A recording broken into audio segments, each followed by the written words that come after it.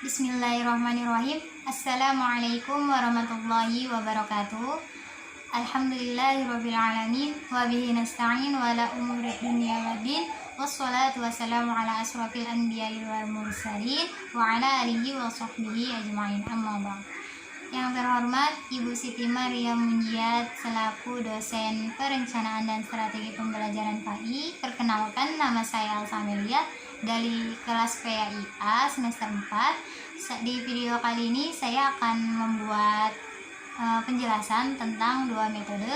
Yang pertama metode Jigsaw, yang kedua metode NHT atau Number Heart Together. Model pembelajaran Jigsaw. Nah, model pembelajaran Jigsaw ini suatu proses belajar kelompok yang dimana setiap anggota itu menyumbangkan informasi, pengalaman, ide, sikap, pendapat, kemampuan, dan keterampilan yang dimiliki untuk secara bersama-sama. Nah, saling meningkatkan pemahaman seluruh anggota. Nah, di metode ini terdiri dari beberapa anggota dalam satu kelompok yang bertanggung jawab atas penguasaan bagian materi belajar ya, supaya mampu mengajarkan materi tersebut kepada anggota lain atau kepada kelompok lain.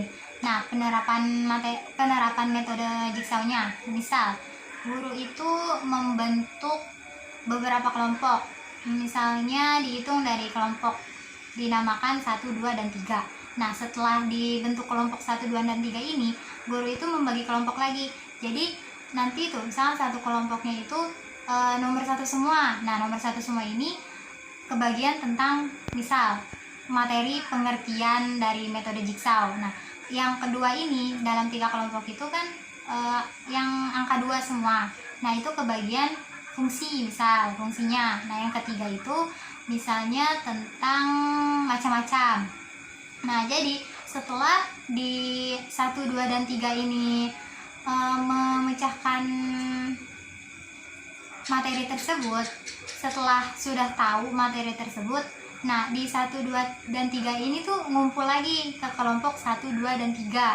Nah, setelah itu baru deh si 1, 2, dan 3 itu saling menjelaskan satu sama lain tentang materi yang sudah dibagi masing-masing tersebut.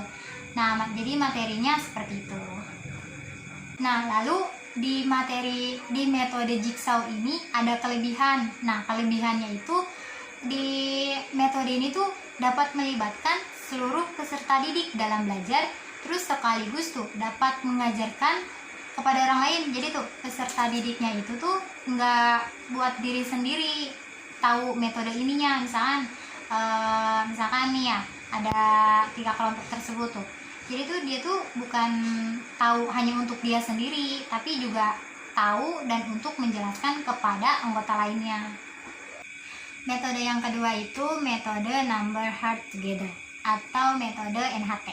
Nah, metode ini model pembelajarannya itu lebih mengedepankan kepada aktivitas siswa dalam mencari, mengelola, dan melaporkan informasi yang dari berbagai sumber yang akhirnya dipresentasikan di dalam kelas tersebut.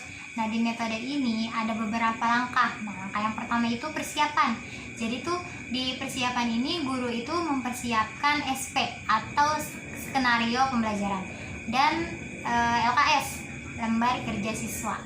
Tapi sesuai dengan metode pembelajaran ini atau metode pembelajaran NHT. Nah, yang kedua itu pembentukan kelompok. Jadi setelah guru itu mempersiapkan SP dan LKS, guru selanjutnya itu membentuk kelompok yang dimana kelompok ini tuh terdiri dari beberapa anak, misal dari 3 sampai 5 anak dalam satu kelompok. Nah, yang ketiga, tiap kelompok itu harus memiliki buku paket atau buku panduan.